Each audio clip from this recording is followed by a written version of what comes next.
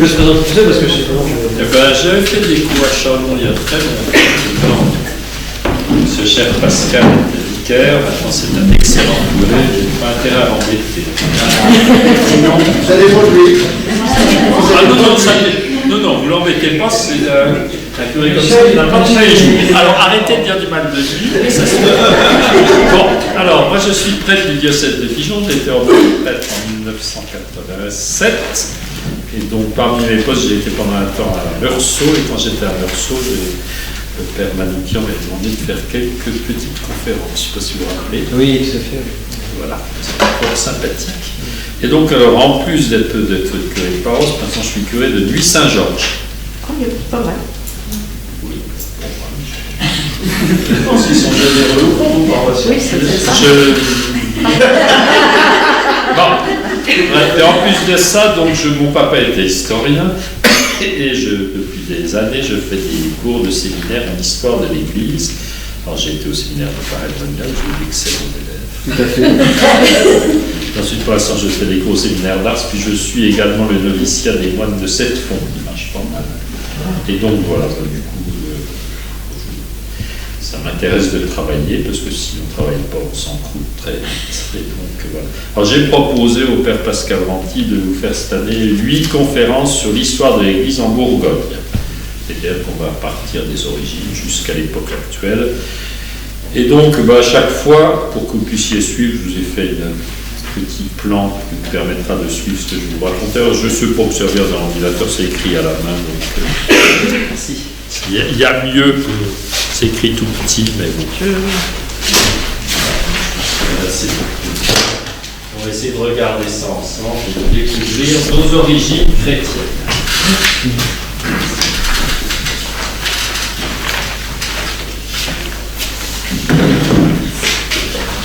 Voilà, je pensais qu'avoir chaque fois un plan, ça vous permet de ne pas être trop perdu dans les événements.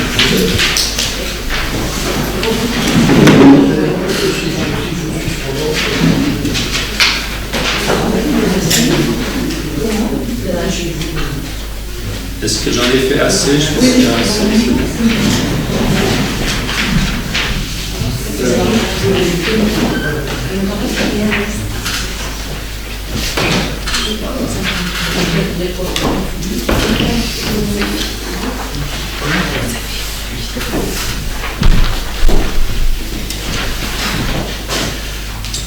Alors j'ai divisé ça en 8 chapitres et donc ce soir on va parler des origines du christianisme. Alors, je suis parti de ce qu'on appelle le cycle de Saint-Médard. Vous excuserez, je suis dijonnais donc je pars de Dijon, ensuite comme ça. Rassurez-vous, je n'oublierai pas la Saône-et-Loire et le très ancien diocèse de Chalon. Effectivement, le très ancien diocèse, le diocèse de Bourgogne sont très anciens. Alors donc c'est ce qu'on appelle le cycle de Saint-Médard. Alors j'ai essayé de faire, parce que au milieu de tout ça, j'ai essayé de faire une petite carte sur mon origine pour reconstituer un peu ce qui peut être l'histoire de nos diocèses. On la regardera tout à l'heure. Mais je résume les choses. Vous savez que, donc, au début du VIe siècle, la ville de Dijon n'était pas une ville très importante. Les grandes villes, c'était Auguste du Nord, la ville sœur et émule de Rome qui avait remplacé le vieux Bibracte au sommet du mont de Brec qui avait été peu à peu abandonné par ses habitants. Et à l'époque d'Auguste, Autun est devenu une ville très importante. Et puis l'autre ville importante, c'était Langres. Donc Autun, c'était la capitale de la tribu des Éduins, la tribu gauloise des Éduins.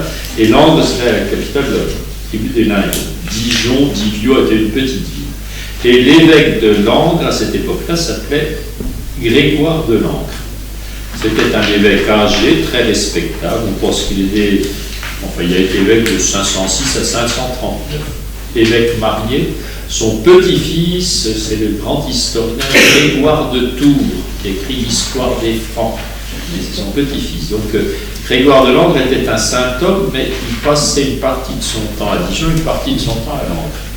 En fait, la cathédrale était à Langres, et c'était son lieu principal, mais il venait très souvent à Dijon, et souvent les évêques de Langres résidaient une partie de l'année à Dijon. Et donc, il vient à Dijon, et à l'ouest de Dijon, à l'ouest du castrum de Dijon, il voit un grand cimetière qu'on appelait le cimetière des basiliques. C'est qu'une basilique, au départ, c'est pas nécessairement un lieu religieux, c'est une grande salle. Chez les Romains, il y a des basiliques qui étaient en fait des lieux de réunion. Et puis peu à peu, c'était donc des grands bâtiments un peu rectangulaires, on appelait ça des basiliques. Donc finalement, c'était un cimetière dans lequel il y avait un certain nombre de monuments importants. Il s'inquiète en disant, mais qu'est-ce que c'est que une foule de gens qui vont sur un tombeau anonyme?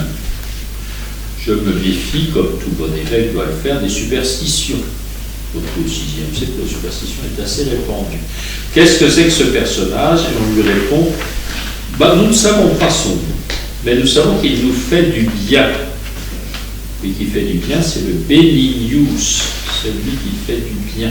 Donc en fait, nos origines chrétiennes, c'est quelqu'un dont on ne sait même pas le nom, mais le surnom. C'est quelqu'un sur le tombeau duquel on venait, parce qu'on disait, cet homme nous fait du bien. Alors, comme tout bon évêque, il dit tout ça, ça sent la superstition.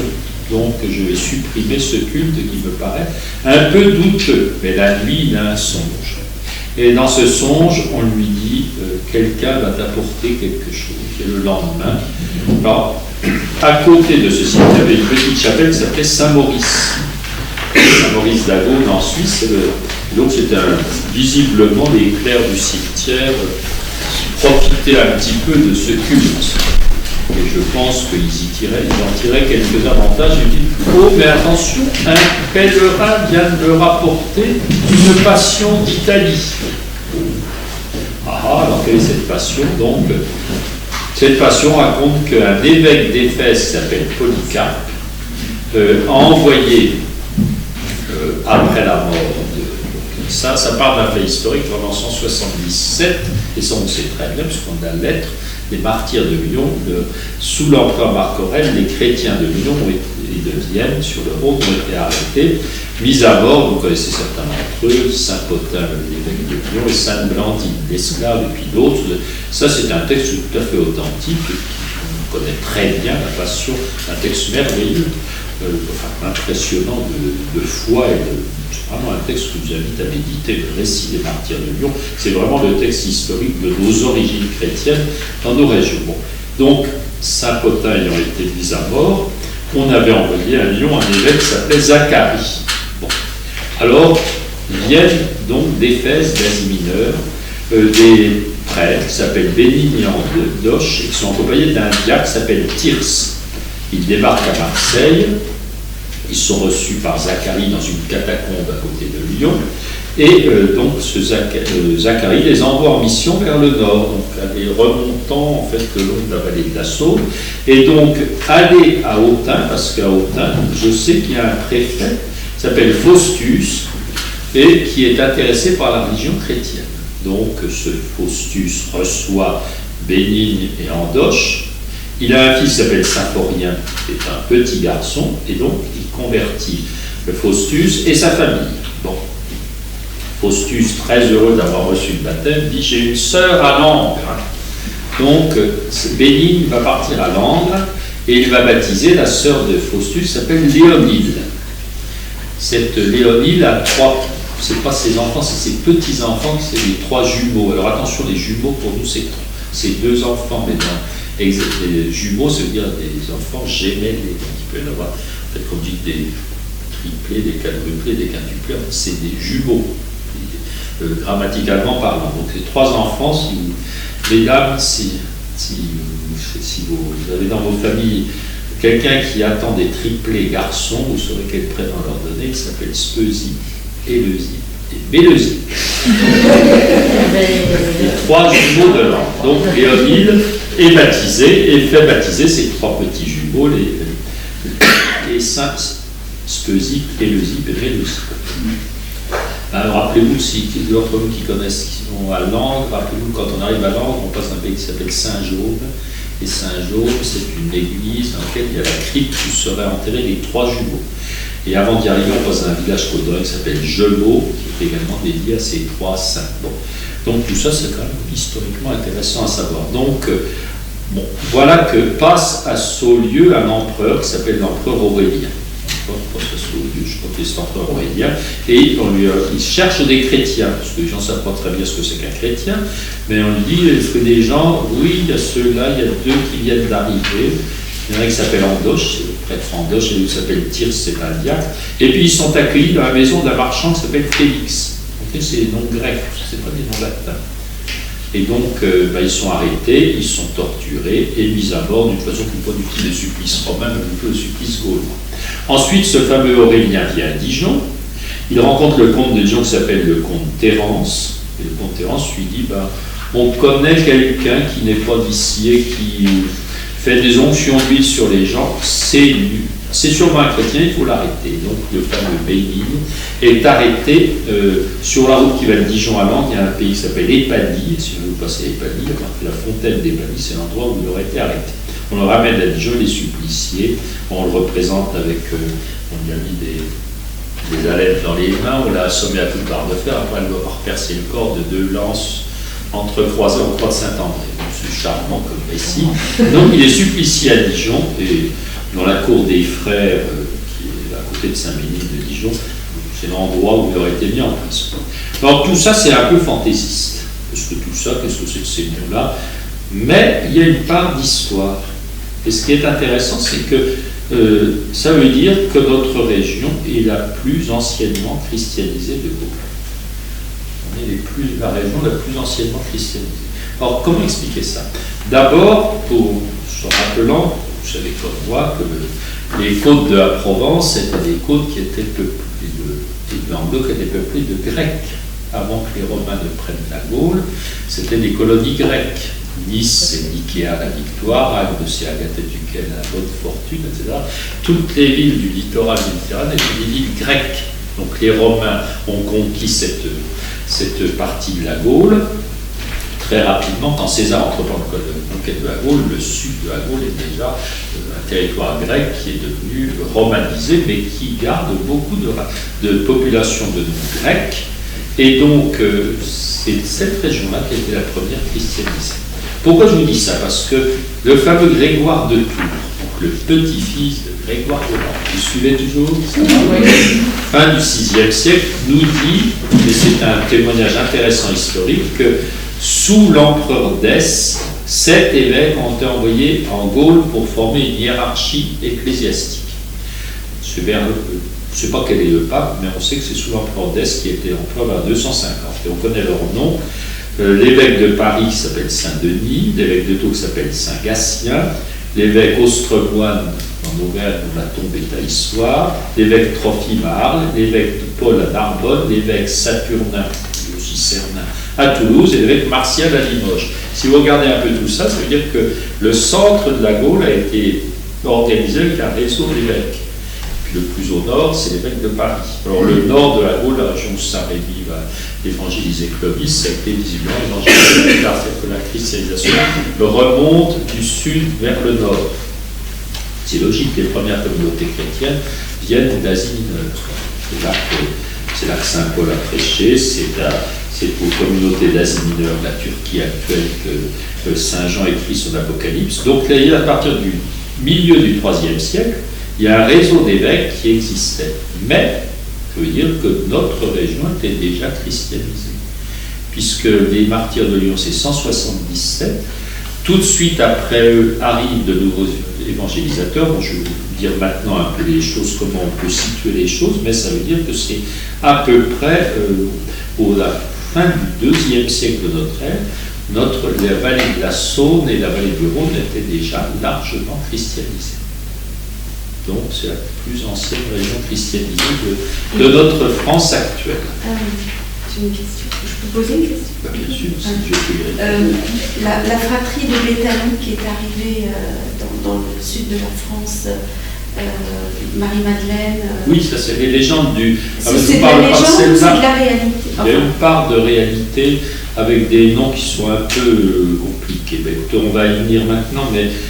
Oui, là, c'est plus ancien encore. On va regarder la petite carte que je vais peut-être vous allez voir que ça va éclairer les choses. Donc, voilà ce qu'on peut dire sur les origines. Alors, sachant que les noms sont fantaisistes. Et ensuite, que bon, le cycle de Saint-Bénigne y a relié entre eux des gens qu'on vénérait, c'est-à-dire qu'il y avait des martyrs qui étaient honorés, des premiers chrétiens connus à un endroit, et on a voulu artificiellement les relier entre eux. Donc le cycle de Saint-Méline, c'est une invention, mais qui part de choses exactes. Alors ce que peut reconstituer, donc, c'est l'Asie mineure. L'Asie mineure, c'est la Turquie actuelle. Il n'y a aucun Turc à cette époque-là d'ailleurs, et c'était les premières régions christianisées qui ont été très tôt christianisées. On pense que dès la fin du IIe siècle, une grande majorité des habitants de cette Turquie actuelle étaient déjà chrétiens, qui la plus anciennement et la plus profondément spécialisée des régions du monde. Et donc, dans cette Asie mineure, il y a des témoins que l'on connaît. En l'an 107 de notre ère, je vous ai mis un nommé Saint Ignace d'Antioche. Ignace d'Antioche, c'est un évêque donc, de la grande ville d'Antioche. Le premier évêque d'Antioche, c'est Saint-Pierre. Saint-Pierre, avant de partir à Rome, a été évêque d'Antioche. Et donc, Saint Ignace d'Antioche, c'est son successeur immédiat ou deuxième successeur. En l'an 107 ou 110 à peu près, on sait que Saint Ignace d'Antioche a été conduit à Rome pour y être martyrisé, parce qu'on organisait des grandes fêtes au Colisée de Rome, et comme les fêtes étaient gratuites et que ça durait longtemps, il y avait du spectacle. Alors, il y avait des combats de gladiateurs, il y avait des batailles navales, puisqu'on arrivait à noyer le front du Colisée pour en faire comme une sorte de lac, c'était toutes sortes de choses, des bêtes sauvages, mais on sacrifiait aussi, on suppliciait aussi un certain nombre de prisonniers illustres. Donc faire manger un évêque par des lions, ça paraissait amusant. On de faire, bah oui, les Romains aiment bien des choses assez cruelles. Bon. Et donc Saint Ignace d'Antioche est conduit à Rome pour être supplicié. On l'a arrêté à Antioche, et sur son trajet, il a écrit 7 lettres. C'est des lettres très précieuses. Pour nous, c'est dans la tradition chrétienne, les lettres de Saint Ignace d'Antioche, c'est des témoignages magnifiques, très anciens. Et il écrit des lettres à Smyrne, à Éphèse, à Magnésie, à Tralles, etc. Et donc, et parmi les il écrit à des communautés chrétiennes, parmi eux, il écrit à un jeune évêque d'Éphèse, la grande ville d'Éphèse, ville célèbre parce que c'était la maison de Marie où elle a vécu avec Saint Jean, un lieu de pèlerinage qui est toujours très vénéré actuellement. Donc, il écrit à un jeune évêque d'Éphèse qui s'appelle Polycarpe. Donc, longtemps après, dans les années 150, ce Polycarpe, qui est maintenant un homme âgé, est arrêté lui aussi et va être martyrisé. On a aussi un témoignage de son martyre. Ce Polycarpe a envoyé des missionnaires. Et voilà, donc c'est le Polycarpe évêque d'Éphèse, je ne suis pas tout à fait exact, c'est Polycarpe de Smyrne. Enfin, cette petite erreur étant corrigée, il y a donc des missionnaires qui sont venus d'Asie mineure. Et c'est logique, puisqu'ils arrivent, c'est des gens de langue grecque. Ils arrivent dans le sud de la Gaule, qui est de langue grecque. Donc, tout ça, ça s'explique très bien. Il y a beaucoup de liens commerciaux entre l'Asie et le sud de la Gaule, et donc il arrive des missionnaires. Alors, le plus ancien témoignage, c'est dans la ville qui est plus célèbre pour la Légion étrangère que pour ça, mais dans la bonne ville d'Aubagne, à côté de Marseille, on a retrouvé des tombes du début, milieu du IIe siècle, qui seraient des tombes chrétiennes. Ce serait le plus ancien témoignage archéologique d'une présence chrétienne en Gaule. Vraisemblablement chrétienne. Ensuite, c'est Lyon. Lyon et Vienne qui sont les grands centres du christianisme en Gaule. Alors, on sait qu'en 177, il y a des martyrs avec l'évêque Potin, et qui est un homme âgé, ce qui veut dire que la communauté chrétienne est présente depuis un moment. On sait qu'à Lyon, il y a un diacre qui s'appelle Alexandre, il y a des communautés à Lyon et à Vienne, il y a des gens de langue grecque, des noms latins, c'est une communauté assez nombreuse, il y a une esclave Blandine, il y a un médecin, donc c'est une communauté assez importante. Donc en 177, ils sont martyrisés, mais ils sont remplacés par le fameux Saint Irénée. Saint Irénée, c'est un des grands écrivains chrétiens de la fin du IIe siècle. On sait qu'il y a aussi de l'Asie mineure, il venait de Smyrne, toujours les mêmes régions, qui nous envoie des missionnaires, et qu'à partir de 177, il est évêque de Lyon, il écrit des livres qui sont des livres très fondamentaux pour la théologie chrétienne, mais encore actuellement, c'est des livres qui nourrissent notre théologie, et on aurait été évêque de Lyon jusque l'an 200, la tradition dit qu'il est mort martyr, mais ça, on n'a aucun témoignage là-dessus. Voilà. Et donc, Lyon est un centre missionnaire très actif. Ça, on le sait, et donc des missionnaires partent de Lyon Vers le sud, ils vont à Valence. Et Valence honore un prêtre qui s'appelle Félix, des diacres qui s'appellent Fortuna et Achille. Bon. De Lyon, des missionnaires partent vers Autun, la grande ville d'Autun Augusto du Nord. Et donc là, les noms qu'on connaît, c'est le prêtre Andoche, le prêtre Bénigne, le diacre Thyrse, qui convertissent le préfet Faustus et son fils Symphorien. Bon. D'Autun, certains missionnaires continuent vers le nord en suivant les voies romaines, la voie Agrippa, qui va vers Auxerre et Sens. À Auxerre, il y a un marquis qui s'appelle Corcodromos, qui est de nom grec aussi, et à Saulieu, le prêtre Andoche et le diacre Thyrse, si on tient au nom, sont accueillis par un marchand Félix, leur donne l'hospitalité, ils sont arrêtés et mis à mort. Par contre, celui qu'on appelle Bénigne serait allé à Langres, et donc il est appelé par la sœur de Faustus, Léonie, du baptiste des trois jumeaux, je l'ai mis les noms, comme ça vous rappelez et puis, donc, ce Bénigne fait le chemin entre Langres et Dijon régulièrement. Il est arrêté à Épanie et il est mis à mort à Dijon. Mais il y a d'autres martyrs qui vous concernent de plus près. Ça, vous les connaissez, sinon je vous ferai un.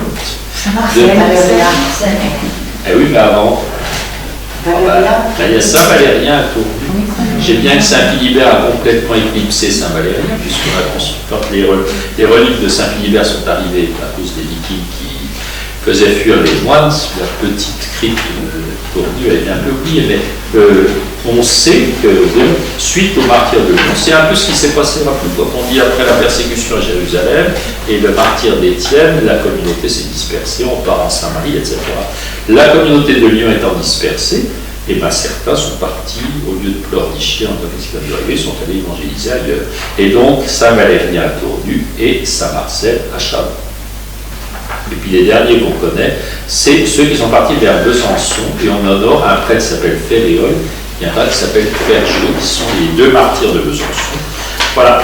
Donc tout ça c'est relié un peu artificiellement, c'est évident qu'il ne faut pas les traits comme ça, tout ça c'est la légende a arrangé les choses, c'est comme dans les familles, on cherche désespérément des liens de famille. On doit être cousin, c'est pas possible, on cherche des cousinages, mais on invente une légende pour relier entre des gens, mais ces gens sont des martyrs qui ont existé.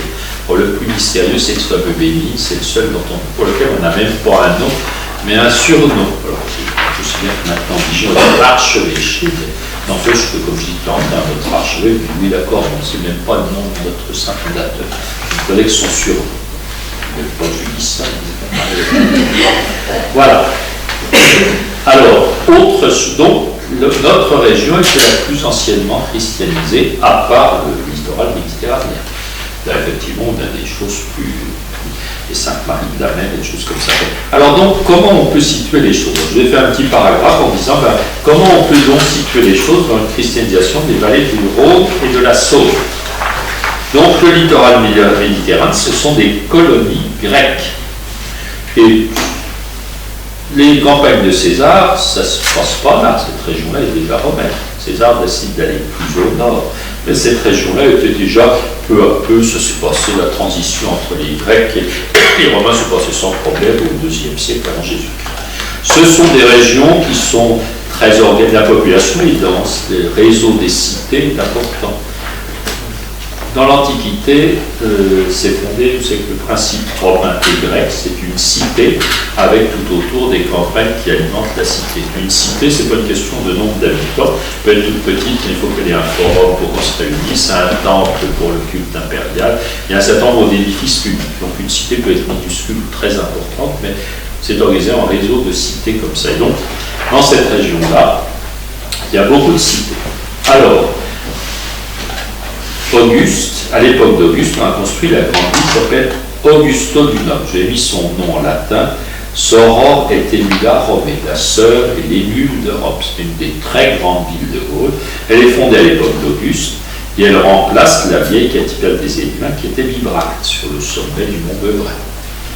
Voilà. Et donc, on trouve dans nos régions des Lingons autour de Langres, des Sénons autour de Sens, des Mandubiens, c'est la région de la bataille d'Alésia, c'est l'Ossois actuel.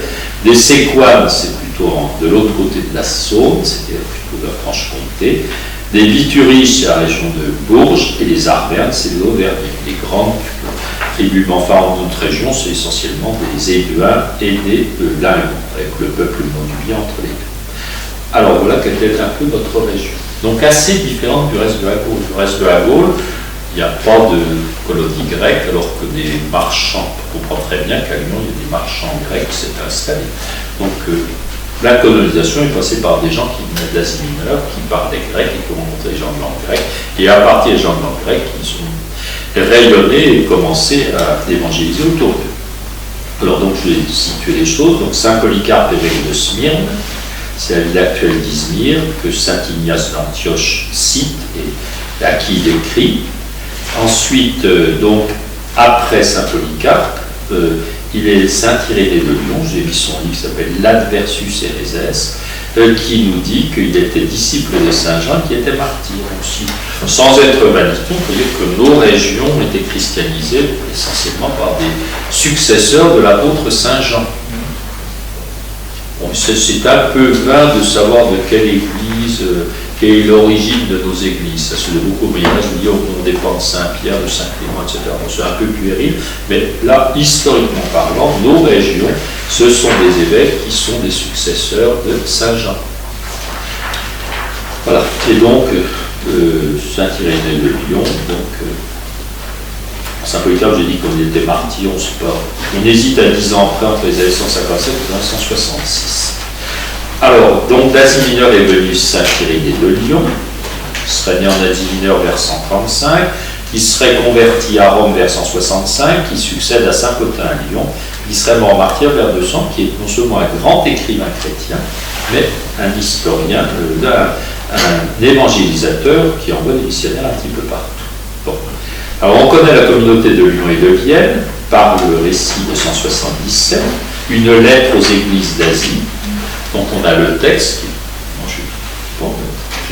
Même dans les écoles publiques, quand j'étais gamin, on lisait le récit des martyrs de Lyon. Ça faisait partie de la culture française, c'était nos origines, chrétiens ou pas, mais c'est même un des textes fondateurs de notre histoire nationale. Et on a le texte parce qu'il est très bien conservé. Il a eu certainement écrit dans de nombreux exemplaires. C'est un historien qui s'appelle Eusèbe de César au 5e siècle qui nous a donné le texte. Donc, on voit à Lyon, c'est une communauté qui est structurée, avec des chrétiens de toutes conditions, venus d'Asie ou locaux. Et les traces, malheureusement, sont un peu décevantes parce que l'amphithéâtre des Trois Gaules, qui est le lieu de leur martyr, est largement abîmé par des constructions et par une route qui passe. Malheureusement, une toute petite partie, très intéressante à voir, mais c'est un peu décevant parce qu'il en reste très peu de choses de l'endroit du martyr. Donc, et puis on sait aussi, c'est assez intéressant, qu'il semble que sur l'île Barbe, vous voyez où c'est l'île Barbe, c'est un peu au nord de Lyon sur la Saône, dans les années 250, on parle déjà d'une petite communauté plus monastique, c'est trop tôt pour le dire, mais enfin de chrétiens qui se retrouvent à cet endroit. Et donc Lyon est un foyer intellectuel missionnaire. Et donc à partir de là, ça rayonne. Dans la vallée de la Saône, c'est Saint-Valérien. Pauvre Saint-Valérien, on a un peu oublié, parce que les reliques de Saint-Philibert arrivent en 1875, pour permettre de construire une nouvelle église, on va pas pleurer. Puis il reste quand même un crypte qui est intéressant.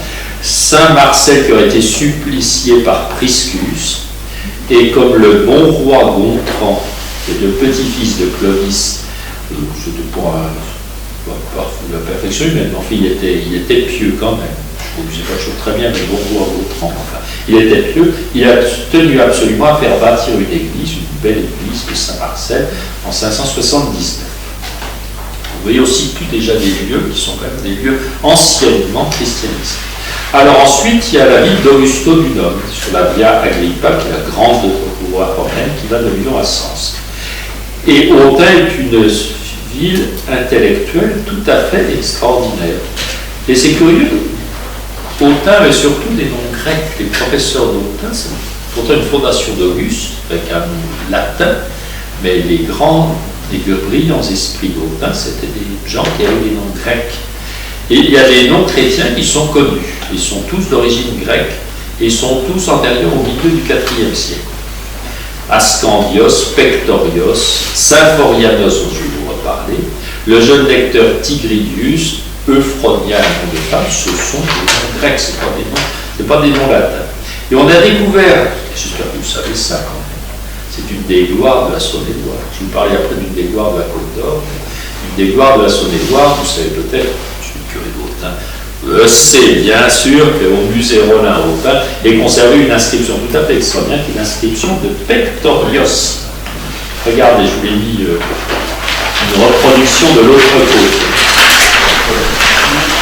L'inscription de Pectorios, qui est une des plus anciennes, je crois que c'est la plus ancienne inscription. Donc, c'est une hymne de 7 vers du IIe siècle qui célébrait l'Eucharistie. L'ictus, l'ictus c'est le poisson, la représentation du Christ. Et il célèbre la vie éternelle. On ajoute une prière pour les parents défunts de Pectorios et l'acrostiche forme le nom d'ictus. C'est une chose qui est extrêmement célèbre. Donc la Autun se trouve la plus ancienne, donc c'est une plaque mortuaire sur un tombeau, mais c'est la plus ancienne inscription chrétienne que l'on possède en France, qui date du début du IVe siècle au plus tard. Et puis certainement, alors, Bénigne, Marseille, Valérien, on n'a pas de choses très authentiques de leur martyr. Faustus, Léonine, c'est des noms, mais historiquement, c'est vraisemblable, on n'a pas de preuves archéologiques. Par contre, tous les historiens, puisque vous savez qu'à une époque, les historiens ont dit on va dégommer un peu tous ces martyrs pas très authentiques. Les fastes épiscopaux de l'ancienne Gaule, disaient qu'il faut en plus débarrasser de tous ces noms fantaisistes. Par contre, personne ne doute du martyr de Symphorien. Il aurait été décapité sous Marc-Aurèle. Il est le fils de Faustus et d'Augustin. Il sait que sa mère l'encourage à mourir. Vous connaissez l'histoire de Saint-Symphorien. Saint-Symphorien, donc, assiste à une procession de la déesse Cybèle, la déesse de la fertilité. Il dit vos dieux sont du néant. Alors évidemment, les prêtres lui disent écoute, tais-toi, s'il te plaît. Tu n'es peut-être pas obligé d'y croire, mais c'est notre fonds de commerce. Les prêtres antiques, il ne faut pas vous imaginer, les prêtres antiques ne sont pas des gens qui ont une vie de prière, etc. C'est des fonctionnaires du culte. Il n'y a pas de vie de prière des prêtres antiques, ça n'existe pas. Même les fameuses vestales, peut-être un peu, mais en dehors des vestales, il y a encore. Les autres prêtres, c'est des fonctionnaires du culte qui vivent des offrandes. Donc, tais-toi parce que ça nous embête. Oui, mais c'est le fils du préfet. Alors, mais il continue à parler, sa mère l'encourage. Qu'est-ce qu'il faut faire? Seule solution, il faut se débarrasser de lui, il faut le condamner à mort pour sacrilège. Et donc, c'est comme ça qu'il fut décapité, vraisemblablement sous Marc-Aurèle en avril 178, près de la porte Saint-André à Autun. Alors, en fait, la date ne colle pas très bien avec l'histoire de Saint-Bénigne. Donc, les dates de Saint-Bénigne, 170 était juste l'année après les martyrs de Lyon. Donc, toutes les généalogies sont un peu fantaisistes. Mais c'est sûr que Symphorien, personne ne doute sur un martyr. Quoique les historiens les plus scrupuleux n'ont jamais eu de doute sur son existence. Et l'évêque s'appelle Euphrone, encore un nom grec, qui a fait bâtir une basilique qui sera supplantée vers l'an 1000 par l'arrivée du crâne de Saint-Lazare. Parce qu'à Autun, vous avez la cathédrale de Saint-Lazare, la cathédrale ne s'appelait pas Saint-Lazare, c'était Saint-Nazaire. On y vénérait particulièrement le pauvre Symphorien. Et il a donné beaucoup d'églises dans le diocèse d'Autun. Une des belles églises depuis Saint-Georges-Chapelle, Saint-Symphorien, qui était dans le diocèse d'Autun jusqu'à la Révolution. Mais, donc, Saint-Lazare l'a supplanté lorsqu'on a vu arriver le crâne de Saint-Lazare à Autun. Il n'y est plus. Il a été volé. Vous étiez là-bas? Non, c'est pas ça. Non, il ne pas parti. Voilà. Maintenant, je crois qu'ils ont tout verrouillé, mais c'est trop tard. Là. Et il reste à Avallon. Il y a une autre partie du parc de Saint-Lazare qui est à Avallon. Les anciens Avallon, on avait vénéré d'autres noms du crâne de Saint-Lazare. Est-ce que c'est vrai? Écoutez, les reliques, c'est bien. Objet de croire. Et donc, il y avait, à l'époque romaine, il y avait déjà quelque chose d'assez important, une petite cathédrale, une église Saint-Pierre, qui était assez plutôt aux évêques, et à l'extérieur du 5e siècle, et une cathédrale Saint-Nazaire. Donc, Autun est une ville très anciennement christianisée, avec pas mal d'églises, déjà au 5e siècle. Donc, Autun, c'est un lieu authentique. Alors à Saulieu, je ne sais pas que vous connaissez Saulieu, magnifique, superbe chapiteau de Saulieu, c'est très très beau. Et donc la basilique a été consacrée en 1119, un peu plus de 900 ans par le pape Calixte II. Et il y a un sarcophage qu'on attribue à Saint Andoche. Et il était très saccagé à la Révolution, mais enfin les historiens ont vérifié, les historiens de l'art ont regardé. C'est un sarcophage très ancien qui est au plus tard du IVe siècle. Donc il y a un martyr authentique. Il s'appelle Andoche ou pas, je ne sais pas, en tout cas le martyr est tout à fait authentique. Et puis le martyr évoque plutôt des supplices gaulois. On l'a pendu par les pieds, on lui a donné des coups de bâton. Ça veut dire que ce n'est pas uniquement les Romains, c'est que cette nouvelle religion ne plaît pas aux vieux fonds gaulois, gallo-romains de vos régions.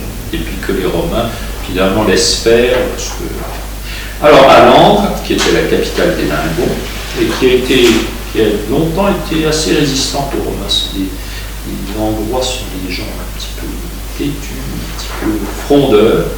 Et donc, il y a eu une révolte de Sabinus et de sa femme Éponine en l'an 70. On vénère les trois jumeaux, qui ont des noms grecs.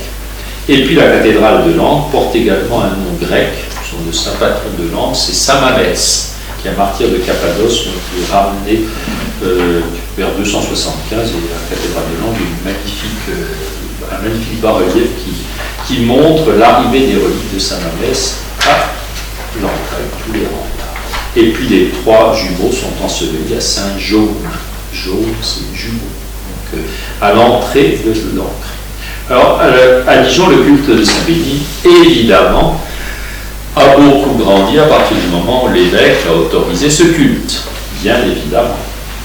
Et donc, et surtout, lorsque Saint Guillaume de Volpiano, qui fut envoyé à Dijon dans les années 987, il n'était pas vraiment clunisien, mais il était apparenté à l'ordre de Cluny, a fait construire cette magnifique rotonde qui, malheureusement, saccagé à la Révolution. Il reste ce qu'on appelle la crypte, donc ce n'était pas une crypte, c'était une rotonde, on descendait, c'était du chef-d'œuvre de l'art roman, et donc le culte de Saint-Béni a pris tout de suite une très grande importance. À Besançon, j'ai dit Vésontio, qui est la capitale des Séquanes, vénère un prêtre qui s'appelle Féréole et un diacre qui s'appelle Fergeux, envoyé par saint Irénée et qui se cache dans une grotte. Il y a un général du nom de Claudius, qui est général de l'armée d'Aurélien, les torture et les exécute. Et à Valence, c'est ce même général Claudius qui va supplicier le prêtre Félix et les diacres Fortuna et Achille, qui sont eux aussi envoyés par saint Irénée. Vous voyez, donc on relie un peu tous ces personnages. Alors ensuite, le cycle qui relie artificiellement tous ces personnages est tout à fait fantaisiste, mais ce sont des traces très solides de la christianisation de nos régions. Et donc une chrétienté s'est organisée. Et je voudrais vous citer, nous avons encore quelques instants, on peut continuer quelques instants. Autun a eu pour premier évêque des gens qui sont des noms d'origine grecque.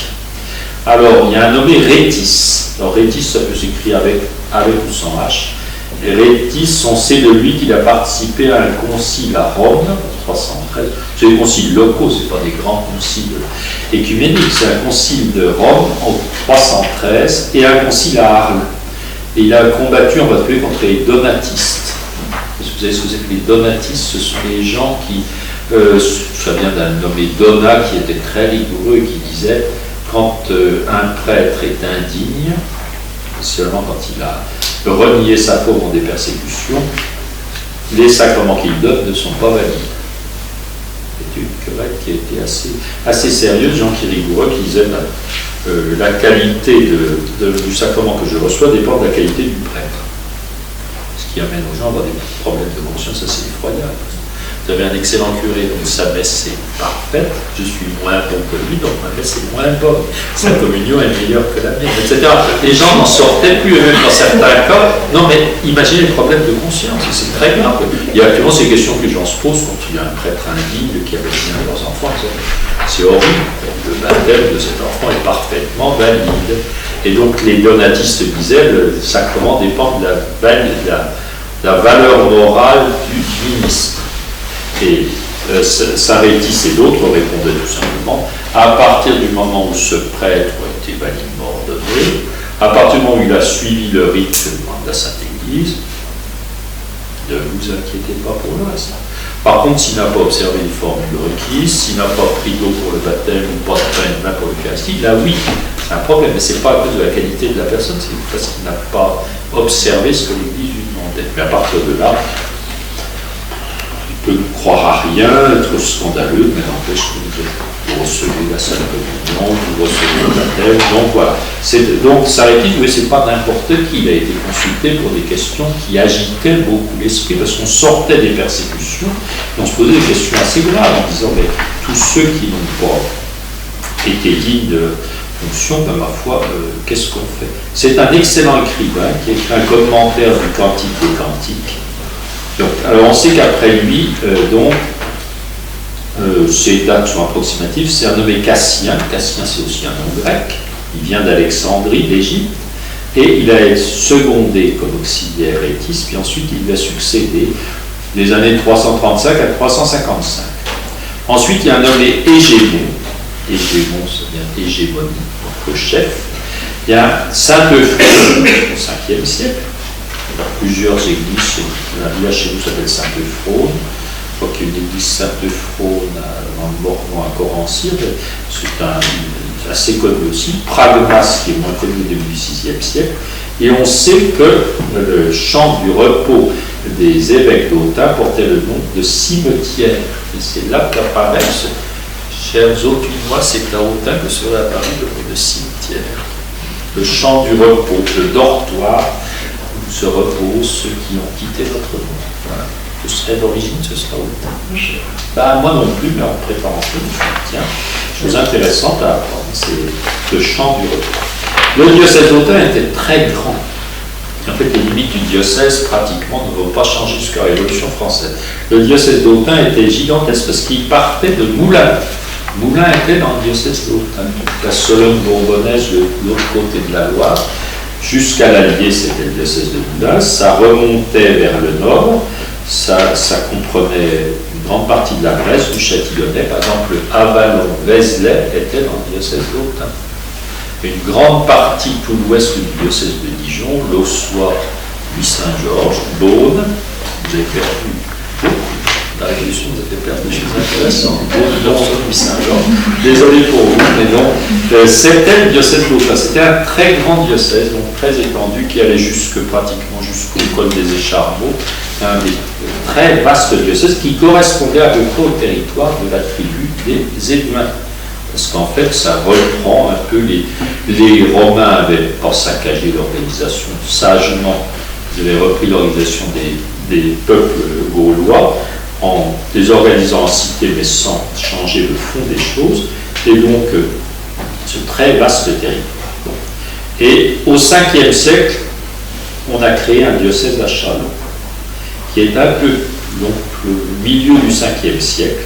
Et on a divisé également avec le diocèse de Nevers, mais qui déjà était un peu différent, c'était un territoire franc de l'autre côté du Morvan, mais c'était pas tout à fait, c'était pas Burgonde, c'était le territoire franc. Donc, et puis le diocèse de Mâcon qui fut créé plus tard, entre 517 et 538.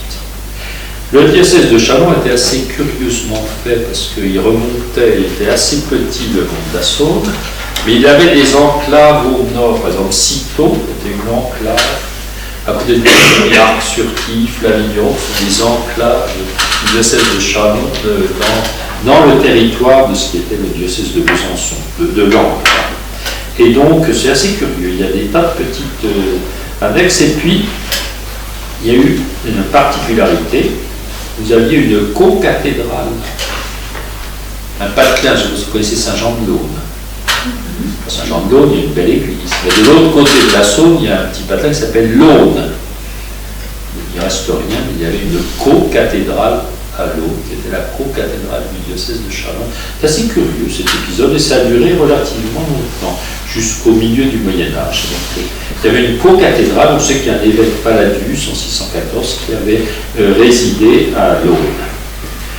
Et puis, oui, l'Aune a été une co-cathédrale et ses droits ont duré jusqu'en 1710. Mais il ne reste rien. J'ai été voir à l'Aune. Cette co-cathédrale n'est pas spécialement connue, il n'en reste aucune trace. L'église de Lyon, c'est une église 19e qui n'a pas d'intérêt particulier. C'est une particularité. Et puis il y avait le petit diocèse de Châlons tout au sud, de Mâcon tout au sud, qui était la petite région de Châlons, de Mâcon, et qui remontait par le Beaujolais pour aller jusque vers Charlieu, c'est comme une espèce de forme comme ça. Donc vous aviez le grand diocèse d'Autun, qui a été divisé avec le petit diocèse de Nevers. Ça, c'est au 5e, 6e, début 6e siècle, donc Châlons d'abord, puis Nevers, puis Mâcon, qui est au 6e siècle. Donc, qui ont divisé ce très grand diocèse d'Autun. Parce que c'est vrai que c'était un ensemble gigantesque. Et puis, donc, il y avait le diocèse de Langres. Langres va dominer tout le nord de la Bourgogne jusqu'au XVIIIe siècle. Le diocèse qui avait un peu cette forme-là, qui allait de Tonnerre à peu près, toute la région de Langres, et qui allait jusqu'à Dijon. Dijon était dans le diocèse de Langres. Et donc, les origines sont moins connues. On connaît moins les évêques. Avant le IVe siècle, ils ont des évêques ont des noms latins. C'est un peu curieux parce qu'on dit qu'à Langres, les martyrs de Langres, c'est des noms grecs. Speusippe et Leucippe, mais Leucippe, c'est pas spécialement latin. Saint-Mamès, c'est un martyr de Cappadoce. Par contre, les évêques ont des noms latins. Et puis, notamment, il y a un évêque qui s'appelle sénateur. Et puis, il y a une particularité, c'est que la ville de Tonnerre, pendant un temps, a eu quelque chose qui intrigue un peu les historiens, ça s'appelle un corps évêque. Chor évêque, ça veut dire évêque des campagnes. Ça veut dire quoi? Est-ce que c'est un vicaire général? Est-ce que c'est quelqu'un qui est archidiacre? Est-ce que c'est quelqu'un qui a été ordonné évêque? Il y a quelques cas en France, il y en a très peu d'ailleurs. Le cas de Tonnerre est un peu une exception, et ça a disparu. Et du coup, historiquement, on ne sait pas très bien quoi ça correspond. Est-ce que c'est un évêque auxiliaire? Est-ce que c'est un nom qu'on donne à un prêtre qui a la fonction de vicaire épiscopal d'une région? C'est pas exactement. Par contre, on sait que les évêques de Langres, en fait, sont venus à Dijon seulement après l'an 407. Ils s'installaient donc à l'angle nord-est de l'enceinte, et c'est comme ça que Grégoire de Langres s'est un peu inquiété de ce qui se passait à Dijon, avec ce culte qui l'intriguait un petit peu. Et donc, peu à peu, ils ont pris l'habitude de résider autant à Dijon qu'à Langres. Ils passaient une partie de leur temps à Dijon, ils passaient une partie de leur temps à Langres. C'était un grand diocèse, un diocèse important. Au sacre du roi, l'évêque de Langres était père de France et tenait le sceptre du roi. Les diocèses actuels, bon, Langres sont toutes petites villes, tout petits diocèses, mais une histoire qui est assez importante et très vénérable. Alors, Auxerre est une ville qui s'est développée plus tard au Tain. C'est devenu une cité seulement vers l'an 200. Et on sait qu'il y avait un évêque dès avant 346. L'évêque s'appelle Marcellien, c'est aussi un nom qui est plutôt grec. Et puis les grands évêques je vous reparlerai, Saint-Amâtre, l'église à Auxerre, et également surtout le grand évêque Saint-Germain, dont je vous reparlerai. Saint-Germain d'Auxerre, un très grand personnage. Il a une influence énorme auprès des empereurs, qui a beaucoup rayonné autour de lui. Il était Barabou, c'est Saint-Germain d'Auxerre qui a repéré la petite Geneviève à Nanterre. C'est lui qui l'a encouragé dans son projet de, je ne dis pas de vie monastique, c'est pas de monastère, mais de vie érémitique. Et puis, il y a Sens, qui est maintenant une petite ville, alors, le martyr s'appelle Saint-Savinien. C'est le début du IIIe siècle, on ne sait pas grand-chose sur Saint-Savinien. Il y a une église Saint-Savinien, à l'endroit de son martyr, on ne sait pas grand-chose sur lui. Mais Sens est devenu une ville très importante. Les chanoines de Sens, j'ai mis cela, ils rayonnaient sur 7 diocèses. Et donc j'ai mis les noms avec les initiales. Alors petit, je vais essayer de me retrouver les 7 diocèses avec Campon, C-A-M-P-O-N-T. À vous la parole, trouvez-moi les 7 autour de Sens. Si vous dites tard, vous direz non, c'est pas à côté de Sens. Vous ne voyez pas autour de. Non? Je ne sais pas s'il les villes autour de Sens. Il y a Auxerre. Bon. il y a Troyes, il y a Nevers, il y a Orléans, il y a Chartres, il y a Meaux, et le P, c'est Paris.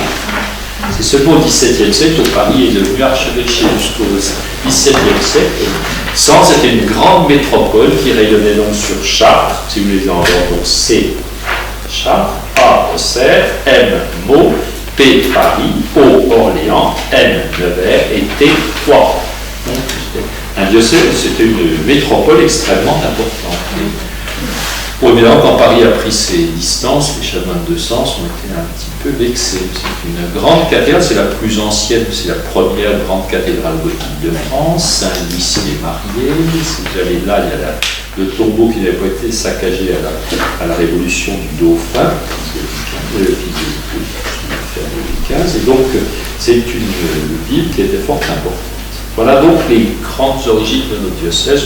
C'est Autun qu'on connaît mieux. Au 5e siècle, le vaste diocèse d'Autun est divisé avec l'apparition des diocèses d'abord Châlons, puis Nevers, puis Mâcon. Langres, donc, est un diocèse fort important qui rayonne sur Tonnerre, qui aurait peut-être un évêque des campagnes, et sur Dijon. Auxerre, des cités plus tardives, des évêques importants, dont Saint-Germain, et puis Sens, qui n'est pas vraiment bourguignon, Sens n'est pas en Bourgogne. Historiquement, Sens n'a jamais été bourguignon, mais ça rayonne sur tout le nord. Alors, il y a quelques martyrs qui sont connus, et je vous en terminerai avec ces martyrs-là. Il y a un évêque qu'on appelle Saint-Pèlerin. Est-ce que c'est un évêque? Il passe dans la région du Nivernais et en train sur Nohain, il rencontre des païens, il essaie de les convertir. Et finalement, il sera martyrisé à Bouilly dans le Nivernais. Donc, on le vénère Saint-Pèlerin dans le Nivernais. Est-ce que vous avez déjà vu, si vous passez dans cette région-là, allez voir la très belle église romane de Saint-Révérien. Saint-Révérien, c'est entre Clamecy et Nevers. Si vous passez dans le coin, Saint-Révérien, arrêtez-vous. Église romane très intéressante, avec des beaux chapiteaux. Et puis, donc, c'est une église de pèlerinage, parce que c'est un meilleur obligatoire pour les pèlerins. Donc, à Saint-Révérien, un diacre qui s'appelle Paul et ses compagnons, ce serait 10 compagnons, ont été martyrisés alors qu'ils se rendaient à Nevers.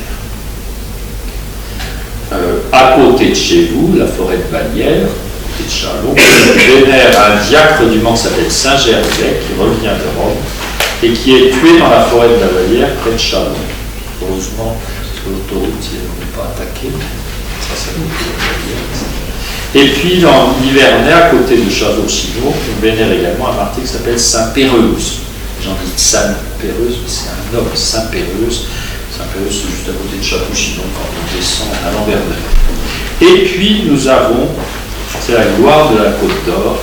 Nous possédons en Côte d'Or le plus ancien plat eucharistique connu dans le monde. Regardez de l'autre côté.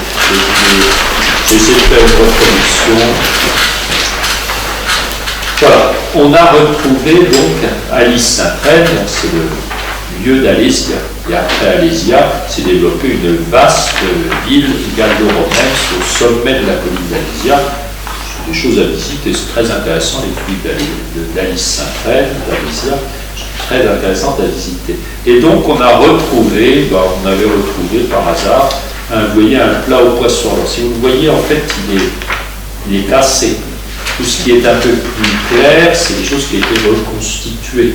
Ce qui est ancien, c'est la partie plus sombre. Vous voyez un poisson, et donc il y a une sorte de plat, une sorte de pâtette, ça s'appelle un plat au poisson. Bon, c'était conservé au musée d'Alice Sainte-Reine. Mon papa m'a rappelé que c'était un jour très important parce que M. Joël Le Gall, qui était le grand fouilleur d'Alésia, qui était un type remarquable, un jour a dit tiens, on a regardé, il y a quelque chose de gravé de l'autre côté. On va essayer de déchiffrer ça. Il y a des choses qui ont réalisé, papa était là aussi. Il y a marqué Regina. On avait retrouvé ça dans un puits. Et donc, Solimens, ça veut dire que ce plat est du début du IVe siècle. Donc, il y a une inscription Regina Reine, donc c'est un plat qui sert pour la liturgie. Et donc, ce serait la plus ancienne patène conservée au monde. Vous avez à Autun la plus ancienne inscription chrétienne de France et dans le diocèse de Dijon, d'Autun aussi, le diocèse d'Autun à l'époque, à Lys-Saint-Traine, on a ce fameux plat au poisson, quelque chose de très émouvant. Je me rappelle qu'on s'en servait pour dire la messe, pour les fêtes de Saint-Traine. Il paraît que maintenant, on ne laisse plus sortir du musée. C'est quand même impressionnant de célébrer ce petit truc, tout ça. On célébrait, consacrer le Seigneur, cette chose très ancienne, c'est assez impressionnant. Alors, Saint-Traine était extrêmement connue. C'était un des grands pèlerinages de Gaulle. Et donc, alors l'histoire de Saint-Traine, c'est une jeune fille qui habite à Lys, l'oppidum d'Alésia, d'Alice Saint-Traine, qui est devenue cité gallo-romaine, et donc son père la met en nourrice, s'appelait là Ajaï-les-Moulins, et Ajaï-les-Moulins, sa nourrice est chrétienne. Donc la jeune reine devient chrétienne, se fait baptiser. Elle revient à Lys et son père veut la marier avec un vieux qui s'appelle Olybrius. Cet Olybrius est un gros païen, il ne veut pas se marier avec Olybrius. Il veut rester fidèle. C'est une chose dont on ne se rend pas compte. Il n'y avait pas encore de monastère, mais en fait, une jeune chrétienne qui voulait vivre sa foi, se marier avec un païen, c'est entrer dans quelque chose qui est totalement contraire à sa foi. Donc, beaucoup de ces martyrs sont peut-être des gens qui sont martyrs parce que le mariage leur empêchera de vivre leur foi. Donc, on la torture, elle a des voix célestes dans son cachot, puis on finit par la décapiter. Et les reliques de Saint-Traine ont été demandées par le monastère de Flavigny, qui se développe beaucoup au 8e siècle, 9e siècle, et en 886, il y a un transfert solennel des reliques d'Alyse à Flavigny. Chez les moines de Flavigny sont toujours conservées les reliques de Saint-Traine. Et puis les habitants d'Alyse, depuis le XVIIe siècle, on joue toujours le martyr de Saint-Traine, une sorte de pièce de théâtre qui se joue toujours le 7 septembre, la fête de Saint-Traine, et le texte actuel est du 19e siècle, les habitants du village reconstituent tous les ans le martyr de Saint-Traine. C'est un des plus anciens mystères qu'on joue en France, pas le plus connu, mais il est toujours joué avec les habitants du village. Et donc le plat au poisson avait été découvert en 1909, mais je vous dis, l'identification comme objet de culte de Saint-Traine est beaucoup plus récente. Et donc Saint-Traine est un des grands pèlerinages de nous. Les gens venaient à Lys, beaucoup de rois de France sont venus. Pour ça qu'il y avait un hôpital à Lys, très intéressant à visiter. Il y a beaucoup d'œuvres d'art intéressantes. Il y avait une fontaine de Saint-Traine avec une eau miraculeuse. Et peut-être que vous savez qu'il existe des gens qu'on appelle les Blancs. Où est-ce que c'est que les Blancs? C'est des gens qui n'ont pas accepté le concordat. Les Blancs continuent à avoir leur propre pèlerinage, les pèlerinages qui existaient avant la Révolution. Et il y a toujours des Blancs qui font le pèlerinage de Saint-Traine. L'abbé Jolivet, puis le curé actuel, font très attention à ce que la fontaine reste toujours ouverte pour qu'ils puissent faire leur dévotion. Et ils ont également fourni des cierges en cire naturelle parce qu'ils ne veulent pas de cire artificielle. Donc des choses qui sont intéressantes à savoir. Alors par contre, le récit du martyr de Saint-Traine est très vraisemblablement recopié sur d'autres récits de martyrs. C'est le problème de nos récits de martyrs, c'est que à partir du IIIe siècle, au lieu de raconter simplement ce qui s'était passé, comme on l'a fait pour les martyrs de Lyon, on a commencé à faire des récits un petit peu enjolivés, où les martyrs ils plongent dans la huile bouillante, mais évidemment ils en ressortent parfaitement frais, et on finit par leur couper la tête, on se dit, mais commencer par là, ça aurait été plus rapide. Donc on en rajoute avec des miracles, et donc le martyr de Saint-Traine est largement recopié le martyr de Sainte-Marguerite d'Antioche, et donc on ne sait pas vraiment si c'est à l'époque romaine ou est-ce que c'est quand les barbares sont entrés en Gaule. Et Ammien Marcelin dit qu'en 356, je vous en parlerai la prochaine fois, toute notre Bourgogne a été traversée par des barbares qui ont saccagé tout sur leur passage. Il y a eu des martyrs pour protéger les gens, des martyrs, mais c'est plus la même époque. Alors, Saint-Traine est des martyrs authentiques, mais est-ce que c'est à l'époque romaine ou est-ce que c'est au moment du règne barbare de 356? Les historiens ne sont pas tout à fait d'accord, mais c'est une des plus anciennes martyrs de nos régions. Voilà ce que je peux vous dire sur les origines de notre Bourgogne chrétienne. Donc c'est assez intéressant parce qu'on est une région qui a vraiment une histoire très ancienne. Il y a beaucoup de légendes, mais enfin, c'est avant que la Gaule se structure, que Rome intervienne pour créer les évêchés, il y avait toute une évangélisation qui était faite depuis l'Asie mineure, à partir de Lyon, et avec de nombreux martyrs et des diocèses qui sont très anciens. Et c'est Autun qui est un des plus anciens diocèses de Lyon. Voilà. Est-ce que vous avez des questions? Ça vous va? Merci beaucoup. Je La vous prochaine fois, en prie. 26.